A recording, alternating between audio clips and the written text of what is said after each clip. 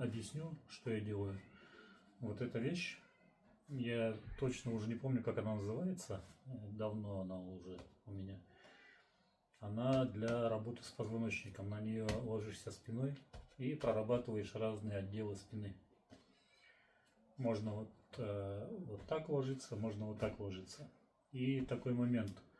Вот эта сама планка, она регулируемая. Но я ее установил вот в среднее положение, потому что у меня изгиб позвоночника слабый. Вот, я ее установил в такое среднее положение, но при этом она вот так, когда на нее ложишься, она под весом прогибается. Вот, чтобы она не прогибалась, я внутрь кладу полотенце. И тогда вот, когда ложишься, уже она не проваливается. Сверху кладу еще одно полотенце. Все. И вот так я теперь укладываюсь.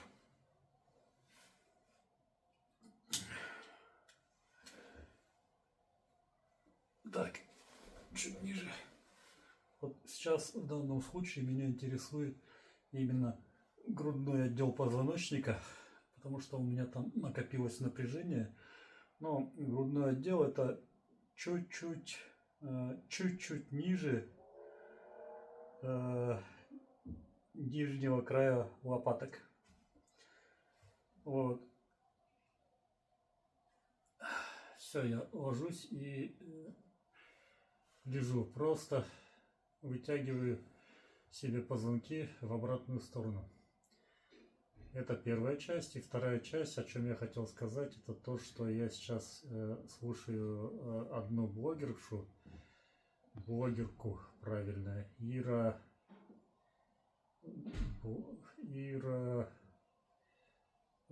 фамилию забыла.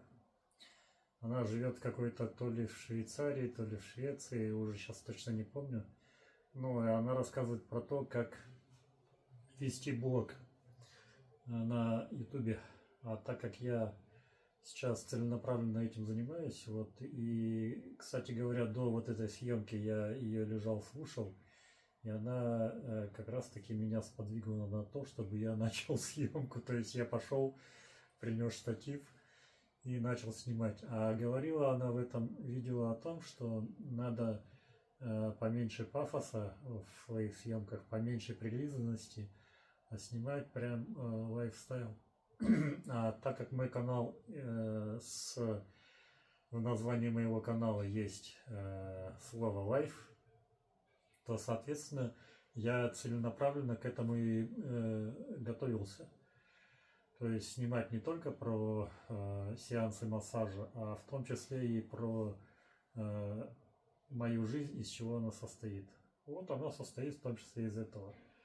Завтра у меня с утра консультация и прием. И надо быть готовым. Каждый день я что-то делаю. Просто обычно я не снимаю то, что я делаю. Сейчас я решил это записать. Так что лежим, вытягиваемся. Ой, хорошо прям. Тут такая конструкция, что вот этот изгиб вот этой конструкции, как раз таки ты позвоночником ложишься на этот изгиб, и из-за того, что вот эта конструкция она узкая, у тебя лопатки проваливаются вниз, соответственно тянет у тебя позвоночник вниз, и позвоночник выгибается в другую сторону. А так мы же каждый день в жизни ходим вот с таким позвоночником, грудным имеется в виду. Грудной у нас вот так, это кифоз, поясничный у нас, наоборот, в обратную сторону лордоз. Так вот в этом положении, в кифозе,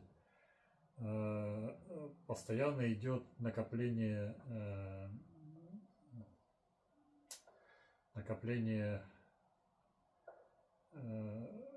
этого из-за притяжения, да, мы же прямоходящие, вот.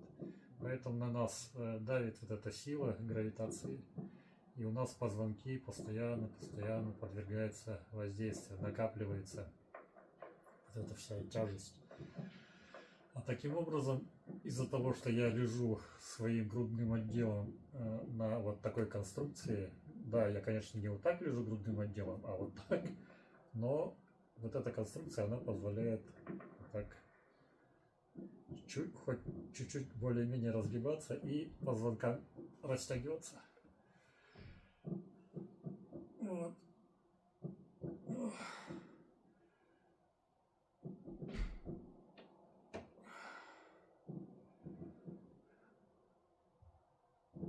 Ой, кайф.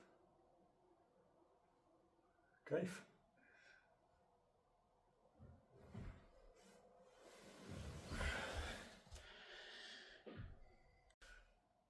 Сделал паузу и для того, чтобы посмотреть на телефоне, Ира Стомберг ее зовут, эту блогерку.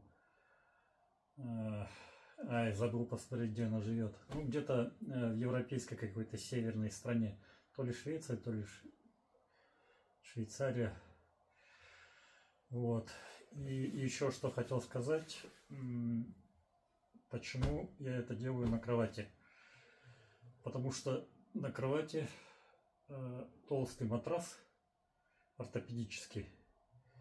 И он как раз таки позволяет мягко воздействовать на позвоночник вот этому устройству. Если это делать на жестком полу или на жесткой поверхности какой-то, то будет больновато. Но это не касается тренированных людей, у которых с позвоночником все хорошо, с мышцами все хорошо. А у таких, как я, кто много работает спиной, у кого спина постоянно в напряженном положении находится, тем желательно начинать вот именно с минимальных таких воздействий. Вот. Ну, просто этим надо заниматься всегда. Если этому надо выделять время. Я недавно, кстати, курс проводил одной женщине неполных 40 лет, юристу. У нее всегда сидячая работа. И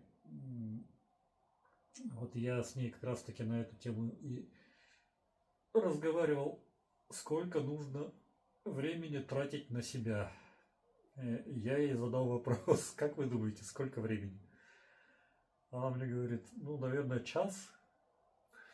И вот это вот, как в американских фильмах же показывают, вот, у нас люди живут по такому принципу: на себя выделяет очень мало времени. Час — это только вот полежать на чем-то, шарик на валике покатать спину, прокатать шариками спину там и так далее. Час почитать, позаниматься развитием — это тоже время на себя. Ну, то есть книжку почитать, там, посмотреть какой-то полезный контент, погулять, позаниматься. Итого, по большому счету, мы должны на себя тратить времени от 2 часов. Звучит фантастически, очень. Но на самом деле вы посмотрите, что происходит, когда вы приходите с работы вечером. Да, я понимаю, устали, да, я понимаю, что физически это трудно, но это трудно в первое время, потому что, как известно, лежание, оно не дает нам энергию. Ну, просто так, лежание, там, листание ленты и так далее. А нам дает энергию физическая занятость. То есть, если вы начнете с элементарного прогулки после ужина, это уже будет очень хорошая мотивация. То есть надо начинать вот именно с таких маленьких шагов. Потом это будет начинать входить в привычку, и будет время находиться для того, чтобы что-то еще добавлять. Ну, мне легко рассуждать, потому что у меня нету непрерывной занятости в течение дня. Я не сижу над одним документом все 8 часов. То есть у меня есть разноплановая занятость, да. Мне легко рассуждать, с одной стороны. Но надо просто стремиться к этому и выделять не час, а хотя бы от час времени на себя. И тогда для вашего самочувствия, для вашего здоровья это же будет, конечно же, большая польза. Я сейчас, поверьте, я сейчас не умничаю. Просто наша жизнь, она вынуждает нас ничего не делать над собой. Нас, вот, кстати, и по времени переводом этих стрелок часов тоже загнали в эти рамки. Мы в 4 часа уже включаем свет, да, в помещении. Когда такое было? Поэтому вот наш мозг так устроен, мы возвращаемся с работы, уже темно, и мы готовы уже ко сну психически. Психологически мы уже готовы ко сну. Организму дана команда: покушал, отдыхай. Вот что происходит. Надо со всей этой системой бороться. Так что, я борюсь, по крайней мере, пытаюсь. И потом, это первое. А второе, мне легко рассуждать на эту тему, потому что я сам непосредственно в этом варюсь и участвую. Я вижу, какие состояния у людей бывают, в плане здоровья. Я вижу, что люди моего возраста, мне 52 будет, уже недееспособные или там с очень плохим здоровьем. А я хочу до конца оставаться дееспособным. Я хочу не быть грузом, обузой для своих близких, во-первых, для самого себя. Я хочу спокойно утром вставать, легко, передвигаться, делать какую-то работу, жить. Вот сейчас я достаточно уже полежал на пояснично-грудном переходе. Вот теперь мне нужно переместить еще чуть-чуть ниже, проработать. Опа.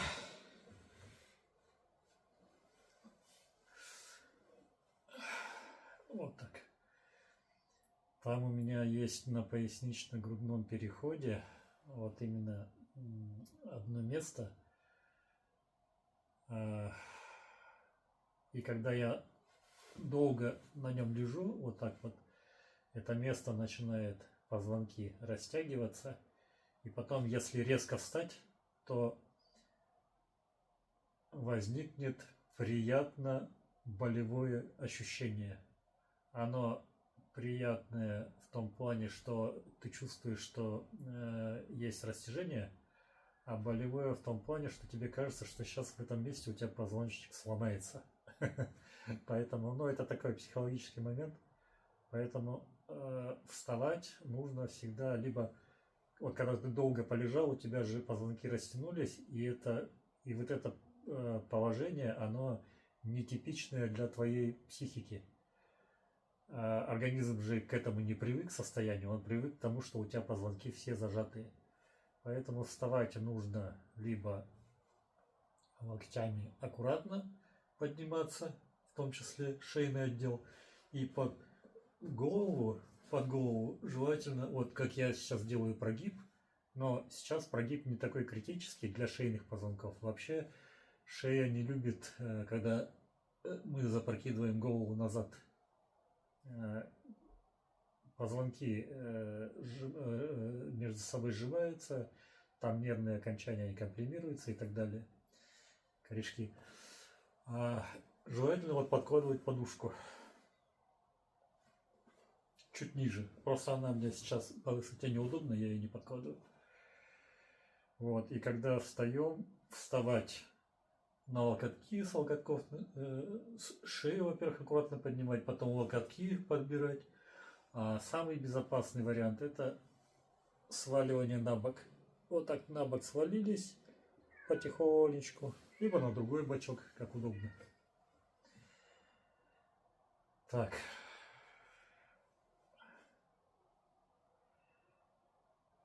Я сегодня уже достаточно полежал, потому что я до того, как решил записывать вот это видео для вас, уже лежал где-то минут 10, попеременно менял разные зоны спины. Так что я буду заканчивать. Всем доброго вечера, уже ночь. И все время забываю сказать, как это говорится, подписываемся на канал, ставим лайки, пишем комментарии. Всем пока.